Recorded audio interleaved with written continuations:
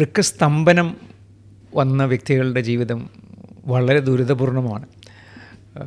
ഒരു ക്യാൻസർ വരുന്നതിനേക്കാളും കൂടുതൽ സങ്കടമാണ് അവരുടെ ജീവിതം. ഒരു ഹാർട്ട് അറ്റാക്ക് വന്ന വ്യക്തി ചിലപ്പോൾ പെട്ടെന്ന് മരിച്ചു പോകും. അദ്ദേഹത്തിനെ രക്ഷിക്കാൻ പറ്റിയില്ലെങ്കിൽ കുറച്ച് നിമിഷങ്ങൾക്കകം മരിച്ചു പോകും. പക്ഷെ വൃക്കസ്തംഭനം വന്ന വ്യക്തി പെട്ടെന്ന് മരിക്കില്ല. ജീവിതം വളരെ ക്ലേശകരമാണ്. ഡയാലിസിസ് എന്ന് പറയുന്ന ചികിത്സ തീർച്ചയായും എളുപ്പമായൊരു ചികിത്സയല്ല. ആഴ്ചയിൽ 3 പ്രാവശ്യം ആശുപത്രിയിൽ വരണം, 4 മണിക്കൂർ ഈ ചികിത്സ തേടണം, കയ്യിൽ 2 സൂചി കുത്തണം. ഇതെല്ലാം വളരെ വിഷമം പിടിച്ച കാര്യങ്ങളാണ്. ഇതിൽ നിന്നെല്ലാം ഒരു മോചനമാണ്. ആൾക്കാർ സംശയമുള്ളത്, ഈ പ്രായമുള്ള ആൾക്കാരിൽ റീനൽ ഫെയിലിയർ വന്നു കഴിഞ്ഞാൽ ട്രാൻസ്പ്ലാന്റ് ചെയ്യാൻ പറ്റുമോ എന്ന് എപ്പോഴും ഒരു ചോദ്യം ജനങ്ങളുടെ ഇടയിലുണ്ട്.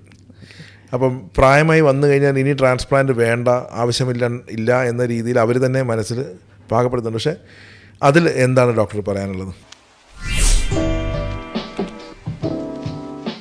ഏറെ സന്തോഷമുണ്ട് സർ, ഇന്ന് അങ്ങേപ്പോലൊരു മഹാവ്യക്തിനെ ഈ ഒരു പോഡ്കാസ്റ്റിൽ നമ്മുടെ കൂടെ ഇരിക്കാൻ പറ്റിയതും, അതേപോലെ ഒരു ചർച്ച. ഇന്ന് ലോകവൃക്ക ദിനമാണ്. ലോകവൃക്ക ദിനത്തിൽ ഇന്ന് ഇന്ത്യയിൽ തന്നെ ഏറ്റവും മികച്ച നെഫ്രോളജിസ്റ്റും ആസ്റ്റർ മെഡ്സിറ്റിയിൽ നാം എല്ലാവരും പിതൃസ്ഥാനത്ത് കാണുന്ന അങ്ങേപോലെ മഹാവ്യക്തി ഇന്ന് നമ്മുടെ മുന്നിലിരിക്കുന്നത്. ഇന്ന് ലോകവൃക്ക ദിനത്തിൻ്റെ ഭാഗമായിട്ട് വൃക്ക മാറ്റിവെക്കൽ ശസ്ത്രക്രിയ നടത്തിയ ആൾക്കാരുടെ സംഗമം നടക്കുന്നുണ്ട് ഇന്ന് കൊച്ചി ആസ്റ്റർ മെഡ്സിറ്റിയിൽ. അവരുടെ സ്നേഹവും അവരുടെ പ്രാർത്ഥനയും എന്നും നാം എല്ലാവരുടെയും കൂടെ തന്നെയുണ്ട്. കാരണം ജീവിതത്തിൽ തിരിച്ചു വന്ന ആൾക്കാരാണ് അവർ. കൊച്ചി ആസ്റ്റർ മെഡ്സിറ്റിയിൽ അങ്ങയുടെ സേവനം കഴിഞ്ഞ 10 വർഷമായിട്ടുണ്ട്.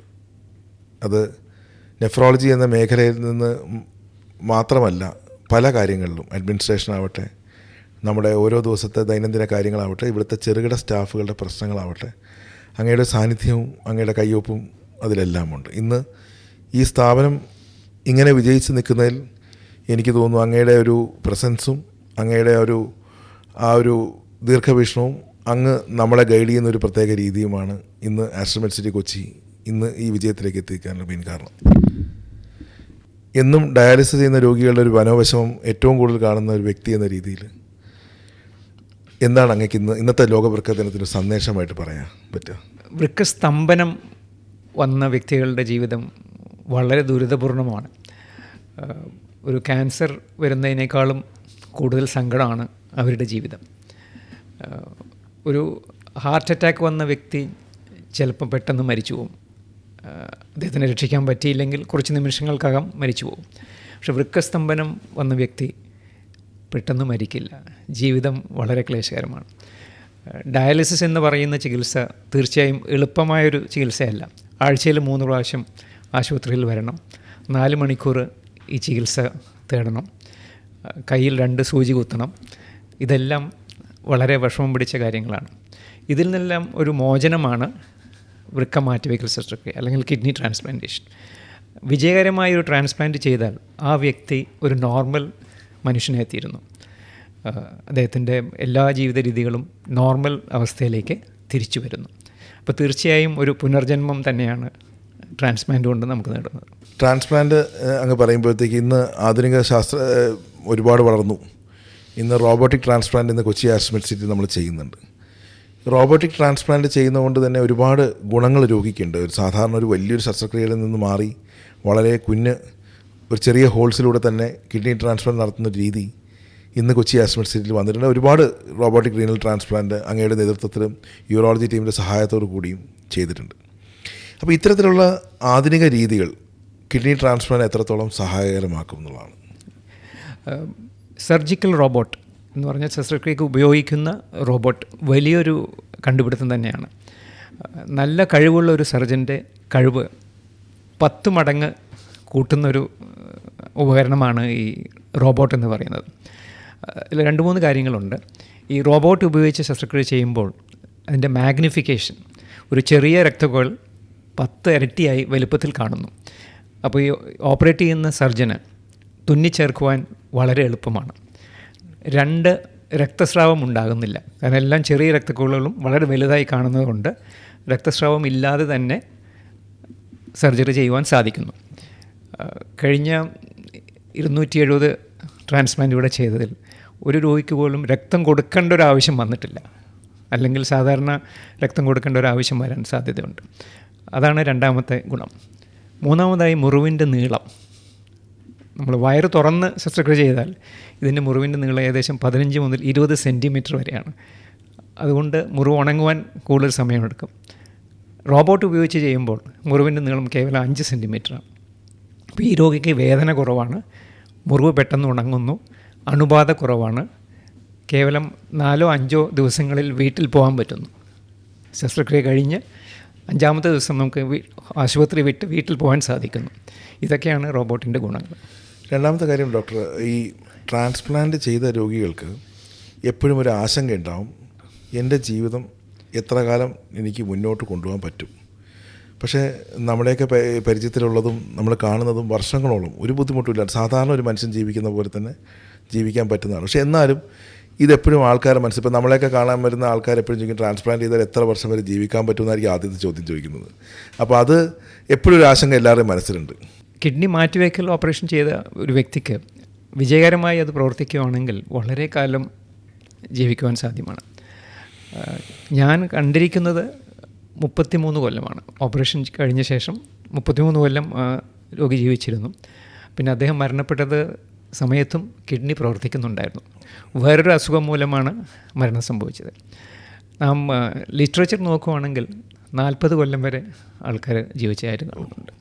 അപ്പോൾ വളരെ ദീർഘകാലം ജീവിക്കാനുള്ള സാധ്യതയാണുള്ളത്. സാധാരണ ഒരു മനുഷ്യൻ്റെ എല്ലാവിധ രീതിയിലും, എന്നാൽ അത് സൂക്ഷിച്ചും ക്രമങ്ങൾ പാലിച്ചുകൊണ്ട് മുന്നോട്ട് പോകണം എന്ന് മാത്രമേ ഉള്ളൂ. അതാണ്, മരുന്ന് കൃത്യമായിട്ട് കഴിക്കണം. ഈ കാര്യങ്ങൾ പാലിച്ചു കഴിഞ്ഞാൽ സാധാരണ ഏത് വ്യക്തിയെ പോലെ തന്നെ ജീവിക്കുകയും ചെയ്യാം. എന്നാൽ ഡയാലിസിസ് എന്നൊരു അവർക്കൊരു ഭാരം ജീവിതത്തിൽ നിന്ന് ഒഴിവായി മാറുകയും ചെയ്യുന്നുണ്ട്. തീർച്ചയായും. രണ്ടാമതൊരു വലിയൊരു ആൾക്കാർ സംശയമുള്ളത്, ഈ പ്രായമുള്ള ആൾക്കാരിൽ റീനൽ ഫെയിലിയർ വന്നു കഴിഞ്ഞാൽ ട്രാൻസ്പ്ലാന്റ് ചെയ്യാൻ പറ്റുമോ എന്ന് എപ്പോഴും ഒരു ചോദ്യം ജനങ്ങളുടെ ഇടയിലുണ്ട്. അപ്പം പ്രായമായി വന്നു കഴിഞ്ഞാൽ ഇനി ട്രാൻസ്പ്ലാന്റ് വേണ്ട, ആവശ്യമില്ല എന്ന രീതിയിൽ അവർ തന്നെ മനസ്സിൽ പാകപ്പെടുത്തുന്നുണ്ട്. പക്ഷേ അതിൽ എന്താണ് ഡോക്ടർ പറയാനുള്ളത്? ഒരു 20 കൊല്ലം മുമ്പ് ഈ പറഞ്ഞ കാര്യം ശരിയായിരുന്നു. ഒരു 60 വയസ്സ് കഴിഞ്ഞാൽ ട്രാൻസ്പ്ലാന്റ് ചെയ്യാറില്ല, പ്രായമായി വയസ്സായി എന്നൊരു ചിന്ത കൊണ്ടാണ് അത് വരുന്നത്. പക്ഷേ ഇന്ന് അത് ശരിയല്ല. ഇന്ന് വയസ്സ് കേവലം ഒരു സംഖ്യ മാത്രമാണ്. Age is just A number എന്ന് പറയുന്ന മാതിരി രോഗിയുടെ മറ്റുള്ള അവയവങ്ങളെല്ലാം ശരിക്കും പ്രവർത്തിക്കുകയാണെങ്കിൽ ഒരു ഏജിനപ്പുറം ട്രാൻസ്പ്ലാന്റ് ചെയ്യാൻ പറ്റില്ല എന്നില്ല. വ്യക്തിയുടെ ഹൃദയവും കരളും ശ്വാസകോശങ്ങളും എല്ലാം ശരിക്കും പ്രവർത്തിക്കുന്നുണ്ടെങ്കിൽ വയസ്സായതുകൊണ്ട് മാത്രം ഒരു ട്രാൻസ്പ്ലാന്റ് പറ്റില്ല എന്നൊരവസ്ഥ ഇന്നില്ല. അപ്പോൾ പ്രായം ഇന്ന് ട്രാൻസ്പ്ലാന്റിനോ ഒരു മെഡിക്കൽ ശസ്ത്രക്രിയയ്ക്ക് ഒരു ബാധകമേ അല്ല. തീർച്ചയായും. കാരണം അത്രയും അഡ്വാൻസ്ഡ് ആയിട്ടുണ്ട്. അവർക്ക് ഫിസിക്കലി അവർ ഫിറ്റ് ആണെങ്കിൽ നമുക്ക് ട്രാൻസ്പ്ലാന്റ് മുന്നോട്ട് പോകുന്ന കാര്യമുള്ളൂ. അതേപോലെ കുഞ്ഞു കുട്ടികളുടെ കാര്യം, അപ്പോൾ അങ്ങയുടെ ഏറ്റവും വലിയൊരു പ്രത്യേകത ഞാൻ കാണുന്നത്, കുഞ്ഞു കുട്ടികൾ, ഏറ്റവും പ്രായം കുറഞ്ഞ കുഞ്ഞുങ്ങൾക്ക് ജന്മന ഈ കിഡ്നി പ്രവർത്തിക്കാത്ത കുഞ്ഞുങ്ങൾക്ക് വരെ അങ്ങ് ട്രാൻസ്പ്ലാന്റ് ചെയ്തിട്ടുണ്ട്. അപ്പോൾ അതും ഒരു വലിയൊരു ആൾക്കാർക്ക് എപ്പോഴും അതിൽ അതിശയമാവുന്നതാണ്, ഈ കുഞ്ഞു കുട്ടികൾക്ക് ട്രാൻസ്പ്ലാന്റ് സാധ്യമാകുമോ എന്നുള്ളത്. കുട്ടികളിൽ ഈ ശസ്ത്രക്രിയ തീർച്ചയായും വിഷമകരമാണ്. മുതിർന്നവരെ അപേക്ഷിച്ച് തീർച്ചയായിട്ടും വിഷമകരമാണ്. എന്നാൽ നല്ലൊരു സർജിക്കൽ ടീം ഉണ്ടെങ്കിൽ, ബാക്കിയുള്ള എല്ലാ അടിസ്ഥാന സൗകര്യങ്ങളും ഉള്ള ഒരു ആശുപത്രിയാണെങ്കിൽ തീർച്ചയായും ഇത് സാധ്യമാണ്. കുട്ടികളിലാണ് ഇത് ഏറ്റവും നല്ലത് എന്ന് പറഞ്ഞാൽ കുട്ടികളാണ് ഏറ്റവും കൂടുതൽ കാലം ജീവിക്കുന്നത്. ട്രാൻസ്പ്ലാന്റ് കഴിഞ്ഞ ജീവിതദൈർഘ്യം നോക്കിയാൽ ഏറ്റവും കൂടുതലുള്ളത് കുട്ടികൾക്കാണ്. മുതിർന്നവരെക്കാളും കൂടുതൽ നന്നായി ജീവിക്കുന്നത് കുട്ടികളാണ്. അപ്പം ചെറിയ കുട്ടികളും തീർച്ചയായിട്ടും സാധ്യമാണ്. നമുക്കതിന് പറ്റിയൊരു സർജിക്കൽ ടീമും ഹോസ്പിറ്റലിൽ അത്രയും നല്ലൊരു ഇൻഫ്രാസ്ട്രക്ചറും ഉണ്ടെങ്കിൽ തീർച്ചയായും ചെയ്യാം. ആസ്റ്റർ മെഡ്സിറ്റിയിൽ നാം ചെയ്തിരിക്കുന്ന ഏറ്റവും ചെറിയ കുട്ടി കേവലം 7 കിലോ 500 ഗ്രാം ആയിരുന്നു. 7.5 കിലോ 1 വയസ്സും 8 മാസവും പ്രായമുള്ള കുട്ടിയായിരുന്നു. ആ കുട്ടിക്ക് നമുക്ക് കരളും കിഡ്നിയും രണ്ടും മാറ്റേണ്ടി വന്നു. ഇപ്പോൾ ചെയ്തിട്ട് 7 വർഷമായി ആ കുട്ടി സുഖമായിരിക്കുന്നു, സ്കൂളിൽ പോകുന്നു. അതാണല്ലോ ഏറ്റവും സന്തോഷകരമായൊരു വാർത്ത. ഇന്ന് എനിക്കൊന്ന് ഈ ലോകവൃക്ക ദിനത്തിൽ ആൾക്കാർ അറിയേണ്ടത് അതാണ്. റീനൽ ഫെയിലിയർ വരാണ്ടിരിക്കാനായിട്ട് ശ്രദ്ധിക്കേണ്ട കാര്യങ്ങൾ എന്തൊക്കെയാണ്? പ്രമേഹ രോഗമാണ് മുതിർന്നവരിൽ ഏറ്റവും പ്രധാന വൃക്കസ്തംഭനത്തിനുള്ള കാരണം. അപ്പോൾ പ്രമേഹ രോഗമുള്ളവർ രക്തത്തിൽ പഞ്ചസാരയുടെ അളവ് നിയന്ത്രിക്കുക, ബ്ലഡ് ഷുഗർ കൺട്രോൾ, രക്തസമ്മർദ്ദം, ബ്ലഡ് പ്രഷർ നിയന്ത്രിക്കുക, അമിതവണ്ണം ഒഴിവാക്കുക, ശരീരവണ്ണം കൂടുതലുള്ളവർ വെയിറ്റ് കുറയ്ക്കുവാൻ ശ്രദ്ധിക്കുക, കൃത്യമായ ഒരു വ്യായാമം, ദിവസേന ഒരു അരമണിക്കൂർ നടക്കാൻ ശ്രമിക്കുക. കൊഴുപ്പുള്ള ഭക്ഷണങ്ങൾ കൂടുതൽ കഴിക്കാതിരിക്കുക. തീർച്ചയായും പുകവലി ഒഴിവാക്കുക. പുകവലി വൃക്കസ്തംഭനം ഉണ്ടാക്കുന്നു എന്ന് പഠനങ്ങൾ കാണിച്ചിട്ടുണ്ട്. അപ്പോൾ പുകവലി ഒഴിവാക്കുക. ഇത്രയും കാര്യങ്ങളാണ് വൃക്കരോഗം ഉള്ള ഒരു വ്യക്തി വൃക്കസ്തംഭനത്തിലേക്ക് പോകാതിരിക്കുവാൻ ചെയ്യാൻ സാധിക്കുന്ന കാര്യങ്ങൾ.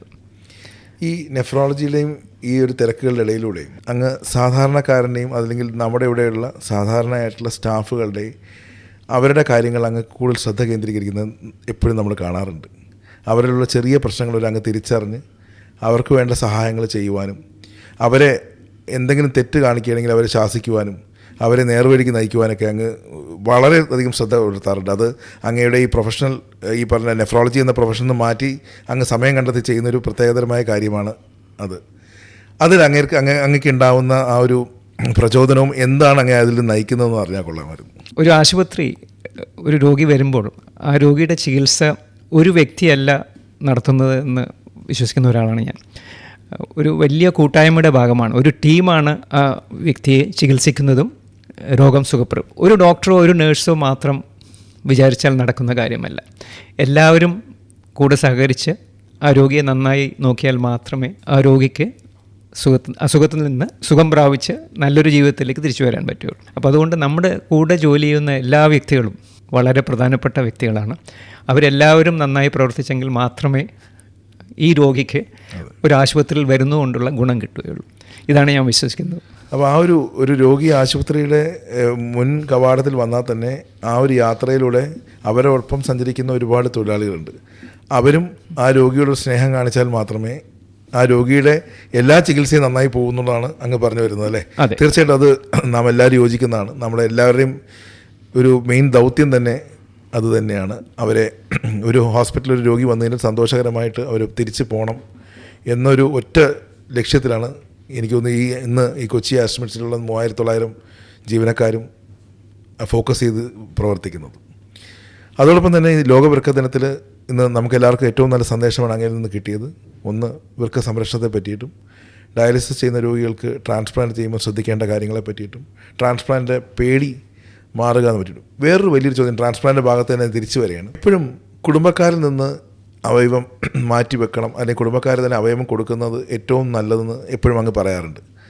പക്ഷേ പലർക്കും ആ ഒരു ധൈര്യം വരാത്ത പ്രശ്നങ്ങളുണ്ടാവാം. അല്ലെങ്കിൽ എത്ര അടുത്ത ആളാണെങ്കിലും എൻ്റെ ഒരു അവയവം എൻ്റെ ഉറ്റയുള്ള എൻ്റെ ഫാദറിനോ മദറോ അല്ലെങ്കിൽ എൻ്റെ ഹസ്ബൻഡിനോ വൈഫിനോ ഞാൻ കൊടുക്കണമെന്ന് പറയുമ്പോൾ ഉണ്ടാവുന്ന ഒരു ചെറിയ മാനസിക സംഘർഷം ഉണ്ടാവും. അത് അങ്ങയുടെ ശ്രദ്ധയിൽ അത് പെട്ടിട്ടുണ്ടോ ആൾക്കാർ പറയുമ്പോഴത്തേക്ക്? തീർച്ചയായും. കിഡ്നി മാറ്റി വയ്ക്കുമ്പോൾ നമ്മുടെ എല്ലാം ശരീരത്തിനൊരു പ്രത്യേക കഴിവുണ്ട്. ഇത് പുറമേ നിന്ന് വെച്ചതാണ്, ഈ അവയവം എൻ്റേതല്ല എന്ന് നമ്മുടെ ശരീരം മനസ്സിലാക്കി അതിനെതിരായിട്ട് പ്രവർത്തിക്കുന്ന ഒരു പ്രവണതയുണ്ട്. അതിനാണ് റിജക്ഷൻ എന്ന് പറയുന്നത്. അതിൻ്റെ സാധ്യത കുറയ്ക്കുവാനാണ് നാം അടുത്ത ബന്ധുക്കളിൽ നിന്നും വൃക്ക സ്വീകരിക്കുന്നത്. നമ്മുടെ സ്വന്തം രക്തബന്ധത്തിലുള്ള ആൾക്കാരാകുമ്പോൾ ഈ റിജക്ഷൻ്റെ സാധ്യത നന്നേ കുറയുന്നു. നമ്മൾ 100 ട്രാൻസ്പ്ലാന്റ് ചെയ്താൽ മേ ബി ഒരാൾക്ക് ചിലപ്പോൾ ഈ റിജക്ഷൻ വന്നേക്കാം. ബന്ധുക്കളല്ലെങ്കിൽ ഈ റിജക്ഷൻ്റെ സാധ്യത വളരെ കൂടുതലായിരിക്കും. അപ്പോൾ തീർച്ചയായും ബന്ധുക്കളാണ് കിഡ്നി കൊടുക്കാനായിട്ട് ഏറ്റവും നല്ലത്. അതൊരു എനിക്ക് അവർ ഇത്രയും കാലത്ത് സ്നേഹം പ്രകടിപ്പിക്കുന്ന ഒരു രീതിയും കൂടെ ആവാം അതല്ലേ? സ്വന്തം അവയവം മറ്റൊരാൾക്ക് പകച്ചു നൽകുക എന്നുള്ളത്. അത് മാത്രമല്ല അതിൽ സന്തോഷമായി ജീവിക്കാനും അവർക്ക് സാധിക്കും എന്നുള്ളതാണ്. തീർച്ചയായിട്ടും. പിന്നെ വൃക്ക കൊടുക്കുന്നതുകൊണ്ട് ആ കൊടുക്കുന്ന വ്യക്തിക്ക് തകരാറൊന്നും ഉണ്ടാകാൻ സാധ്യതയില്ല. എനിക്ക് ഒരു വ്യക്തിക്ക് ഒരു വൃക്ക ധാരാളമാണ്, ഒരു വൃക്ക മതി ജീവിക്കാൻ. എന്തായാലും ഇന്ന് ഇത്രയും വലിയ സന്തോഷം ഉണ്ട് അങ്ങ് ഇത്രയും സമയം നമ്മളോട് ചിലവാക്കിയതും. ഇന്ന് ലോക വൃക്ക ദിനത്തിൽ അനേകർ ഇത് കേൾക്കുന്നുണ്ടാവട്ടെ. അതിൽ തന്നെ അവർക്ക് ഒരുപാട് സംശയങ്ങൾ ദൂരീകരിക്കാനും അങ്ങേ നേരിട്ട് കാണാനുള്ള അവസരം ഇതിലൂടെ ഉണ്ടാവട്ടെ. നന്ദി.